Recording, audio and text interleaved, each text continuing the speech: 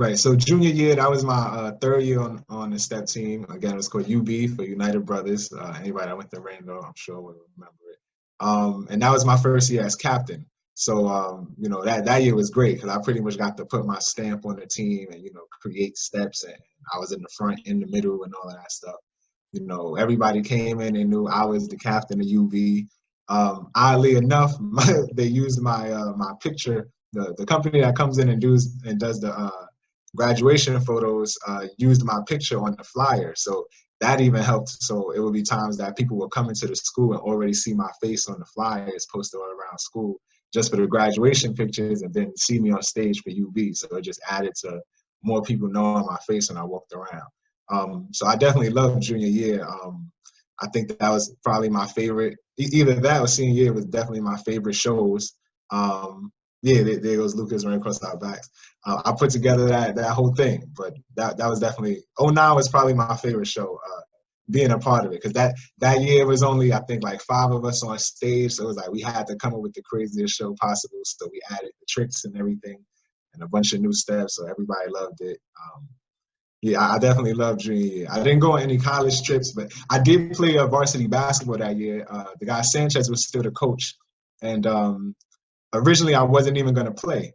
Um, Originally I wasn't even going to play, but I knew pretty much everybody on the basketball team, and they kept telling me, Trevor, come play, come play, come play. And the basketball practices were at the same time as some of the step practices, and I'm like, I'm captain of the team now, so I can't leave to go play basketball. And one day they actually leave their basketball practice when they're supposed to be getting water and come to my step practice and tell me, come try out, come play, come try out, come play. And I ended up coming, and sure enough, the guy, Mr. Sanchez, I guess in the back of his head knew that I was going to eventually come, and left the jersey sitting on the side waiting for me. That's And, such a great story. That is such right. a great story. So I ended up playing junior year. We weren't very good, but I stayed the whole year. Me and Mr. Sanchez got into it, but it was like, he liked the fact that it's like he didn't like the fact that I was always giving that toughness back to him, but he loved when I gave it to the rest of the team. So when I blocked the shot and was in somebody's face or getting in somebody's face to play defense and stuff like that, like he liked that, but he just didn't like that I couldn't turn that, that wildness down when we got back into the huddle, and he was like telling me to box out instead of doing what I was doing. So, but like our relationship got a little better where I stayed on the team for senior year. Let me talk about that, because I think that's of value to people too. Mm-hmm. We were talking about a little bit before this morning. Thinking back on that relationship, and I think it's a testament to your skill and talent, and to a lot of people's skill and talent that, maybe some of the interpersonal skills aren't necessarily there, but the talent, I want to work with this guy, and you see it in the professional world. Like, here's a scientist that has the skill. Mm-hmm. He's not very nice to talk to. Right. With people, but a bunch of engineers like that. You're right. We're going to still work with him because this guy's a genius, and we need his talents. But I wish he was easier to talk to and easier to get along with, or brought his concerns in a more constructive way. So looking back on it, obviously, we wish that teachers would have been nicer. We wish that, people would have been more engaging. We wish that things were more optimal for our learning experience and our relationship experiences. But looking back on it, like how do you look back on it now and say, do you think back and say, man, I wish I would have handled those relationships or communicated in a different way? And how do you look at that going backwards, and how do you learn from that and put it into your professional career now? So I was definitely able to function with that chip on my shoulder when I was younger, and not just in basketball, but like even because I was always one of the top math and science students in every program and every school that I've been in since I was in elementary school. Because my sister, she taught me algebra when I was like 9 years old. So literally every year in elementary school through middle school, I was already 2 years ahead. So by the first time I really got challenged for math was AP calculus my senior year of high school, and I ended up killing that class as well. So because I was so good at that, it was like, I never felt like I had to do the homework or pay attention in class and stuff like that. So I would go back and forth with some teachers who felt like I was disruptive because I'd be talking. And, sometimes I get a teacher that's just like, if you don't stop talking or if you don't do the homework, you're going to fail this test. And it was like my prerogative to, okay, I'm going to continue doing what I'm doing, and I'm going to make sure I literally get 100 on this test to prove a point. And like, I wish I would have brought that same mindset to basketball. Like, okay, although I don't like this coach and this team isn't very good, I'm going to perform 100% and just do everything I can to get the best out of it. But at the time, I guess I didn't have that mindset for basketball. But, I guess my confidence was definitely even higher for math and science for basketball because, for me to come into high school knowing I'm going to be an engineer, like most people didn't have that. So I knew that my math and science skills were high and needed to stay high.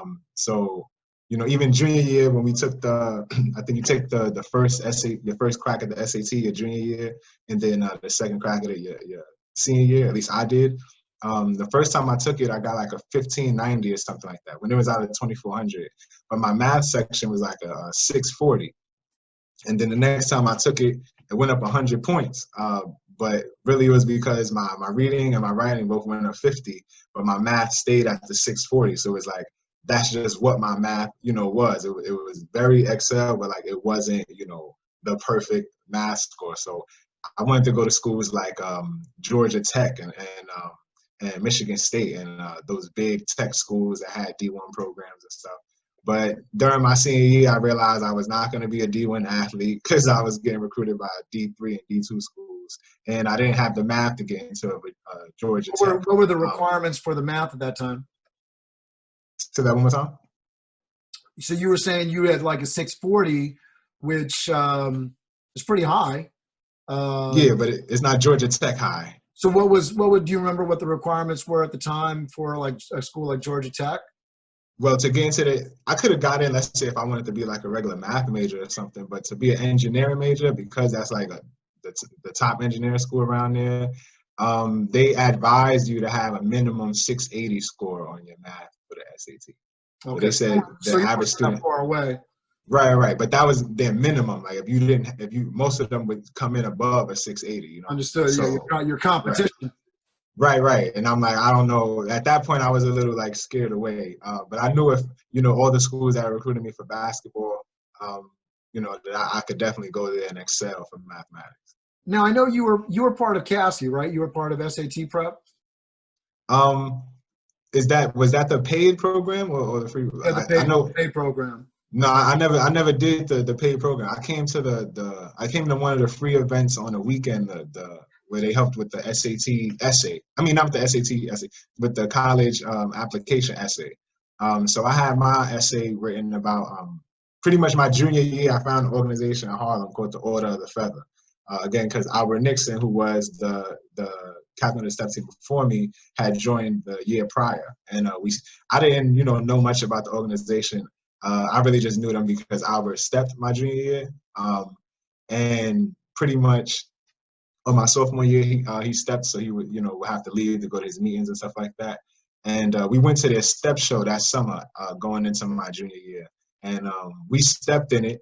And we didn't get much love because, it was the step show for the Order of the Feather and not for visitors, and nobody really knew us.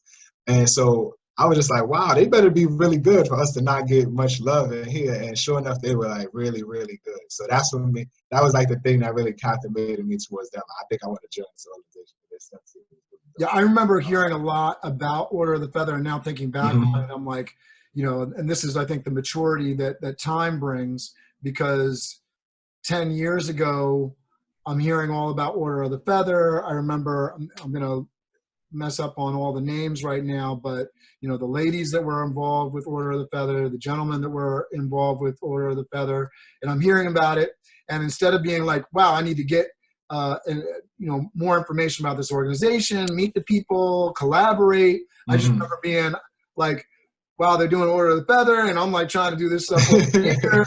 And I'm just like, that's what I think, time really makes the difference, because now I would approach it with a whole nother mindset. I'd be like, well, let's find out how we can collaborate and work together. And